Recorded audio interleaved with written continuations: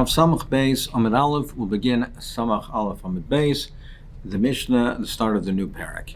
Before we begin the Mishnah, just a few words of introduction. The parak is talking about a Ruva Chatzeres.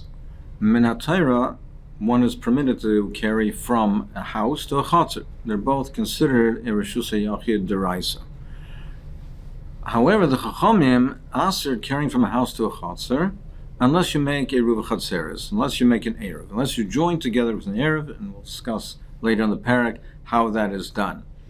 The reason they made this takana is because it has the appearances of carrying from a Reshus HaYachid to Reshus HaRabim.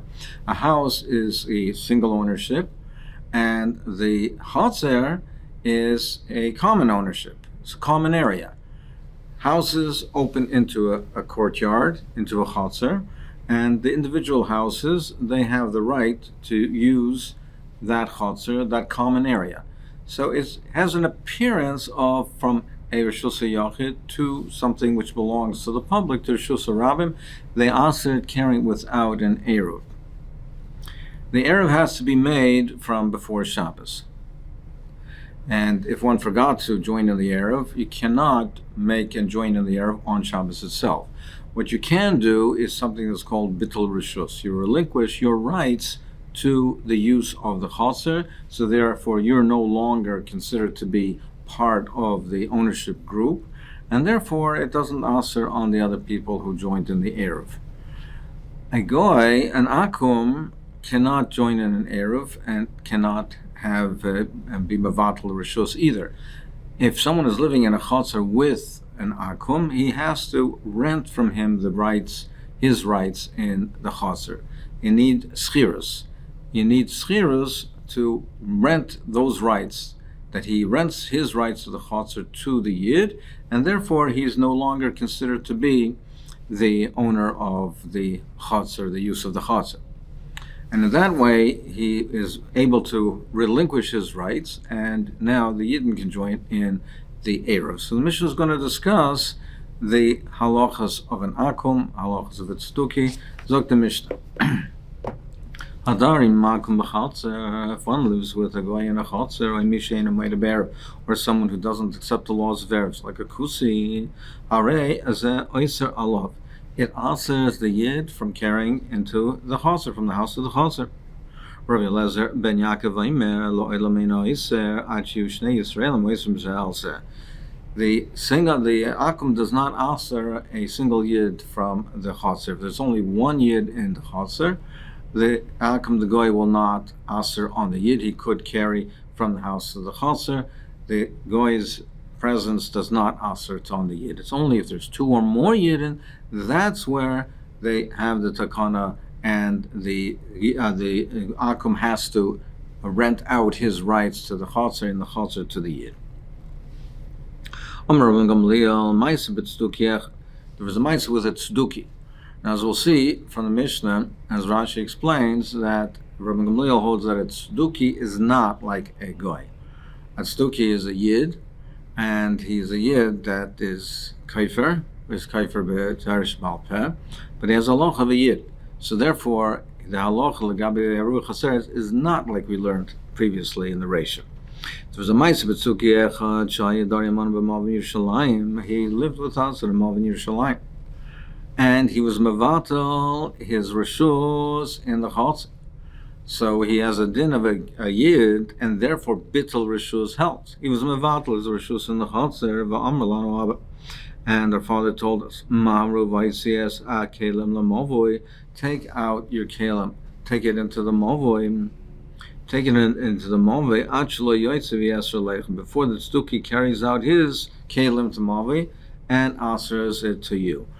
Meaning, this din that we had before in the ratio talking about a chatzer, a similar type of din exists in a movoi, where you have to make shitufei mevuos. In order to carry from the chatzer to a movoi, you also need an eruv, and that's called shitufei mevuos. You have to join together in an eruv. And there are similarities. It's not quite the same, but there are similarities between that and a Ruva Chatzeres. So Abba told us, Abba, he said, that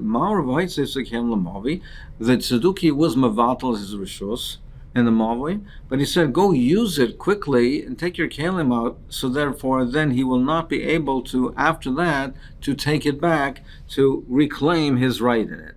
So therefore he said, Rabbi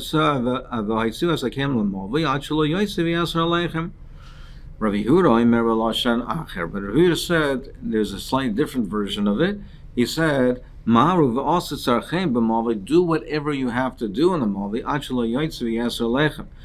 before the Tzduki carries out his Kalim to the Mavi, and he will answer it on you, because he holds that the Tzduki can retract the bittul, even though he was Mavatal, and even if you started using the Mavi, he can retract that bittul. So the two versions, the first version has that once they start to use the Mavi and they take their Kalim into it, he cannot retract his bittul anymore. He was Mvatal's Rishus, and therefore for that Shabbos they are allowed, once they took the Kalim out, they are allowed to continue using it, and he cannot retract it. But Rabbi Yehuda says no, that he could retract it, and therefore according to his version is do what you have to do before he has the opportunity to retract his bittul. Zok the Gemara Yosef Abaye Baravin Rav Chenan Baravin Yosef Abaye Abaye Yosef Kamro. So they were discussing, and they were discussing and referring to the Reish of the Mishnah.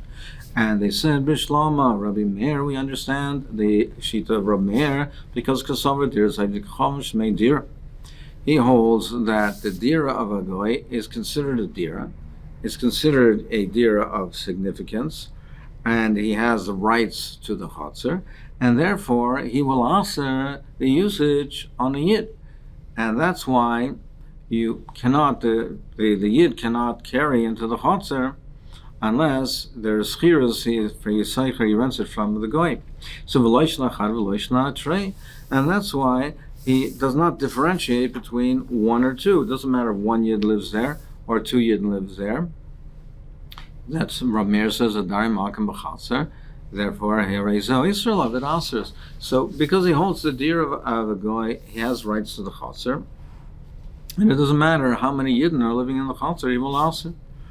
Ela Rabbi Elazar ben Yaakov, but what is the understanding? What's the pshat of Elazar ben Yaakov? Micah Sabra, Ika Sabra Dira Savik Chom Shmei Dira. If he holds that the deer of a Goy is Shmei Dira, it's considered that he has a residence, he has rights to it. I feel even if there's only one Yid living in the Chotzer, the Goy should answer it on the Yid. The Loishmei Dira, and if it's not considered a Dira, and therefore he does not have rights in the Chotzer of Hitreli Nami Loy Nitzer, even if there's two Yidden living in the Chotzer, it should not answer.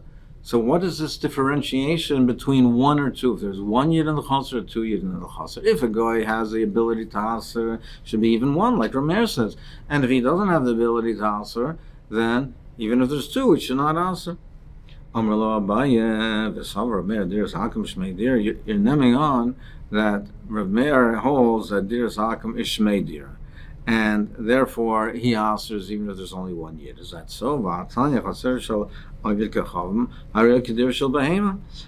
the Brisa that it's considered to be the Chotzer of an Oivik Chacham is considered to be like an animal stable. It's not considered to be a residence.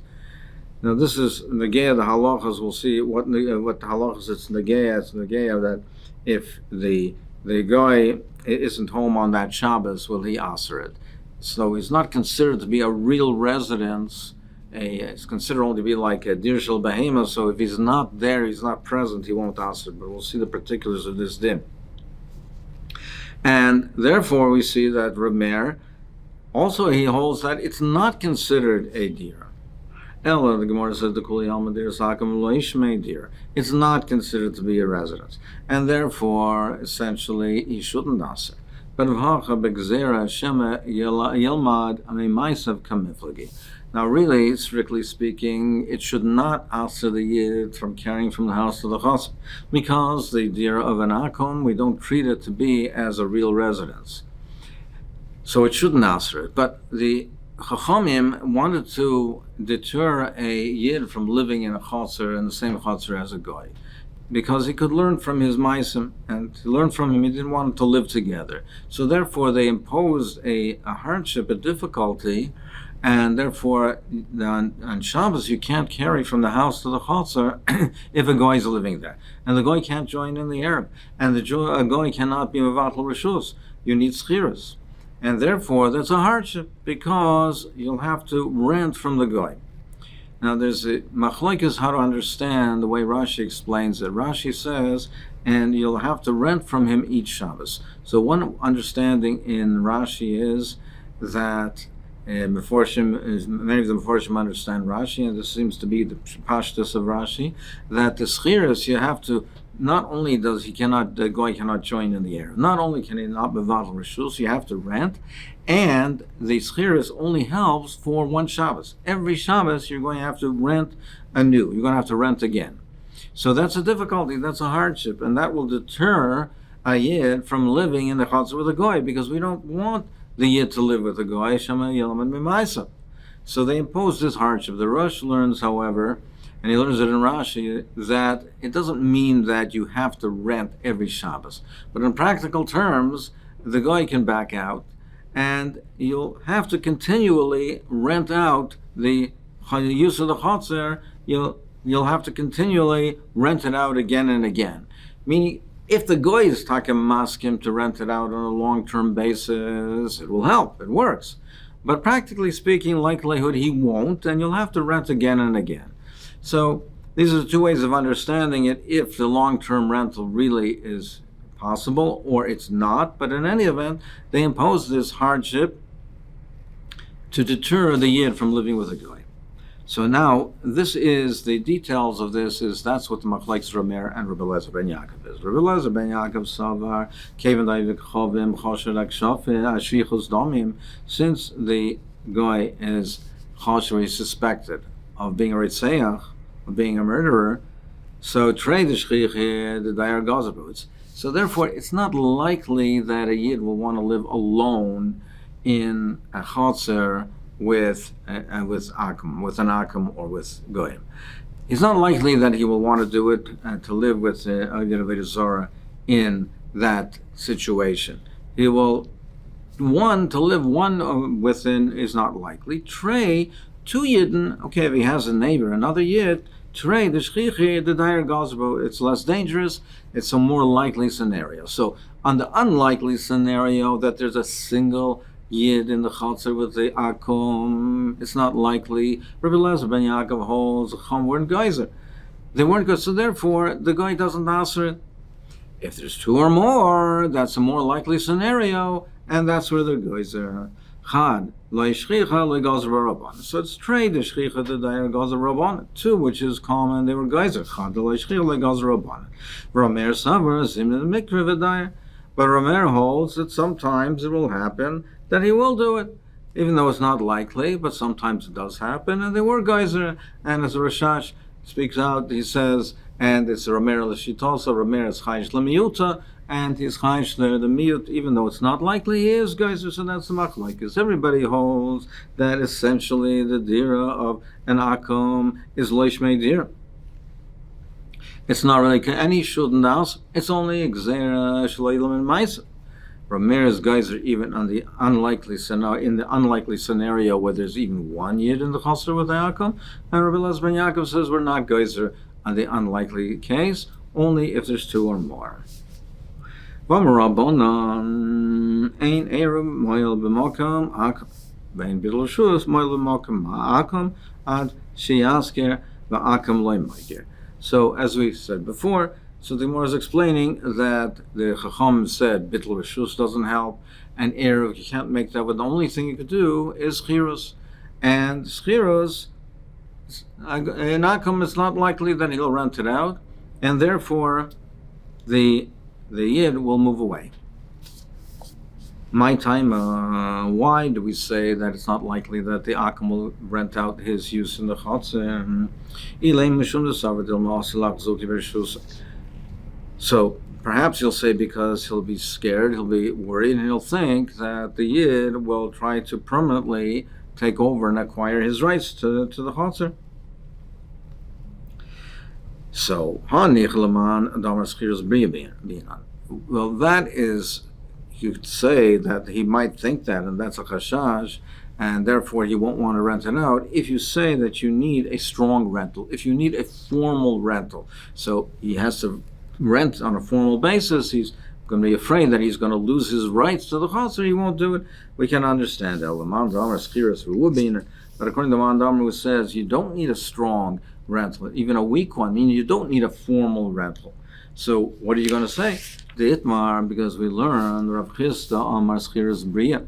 Rav Chisda says you need a formal rental. Rav Sheshes Amar Schiras Ruah. So he says it's a Schiras Ruah. So according to Rav Sheshes, why will the Akum be reluctant to rent out his rights in the Chazan? My Ruah, my Bria. So what's the definition of weak and strong? Ilema Bria bepruta. If strong means you have to give a pruta. And Ruah pachs mishav pruta. And Ruah means you can rent it even with less than a pruta. Does anyone say that you must have a pruta or more, that you can't make a schiras with less than a pruta? And he sent the following and said, you should know that it's clear that you can enact a rental even with less than a pruta. Ben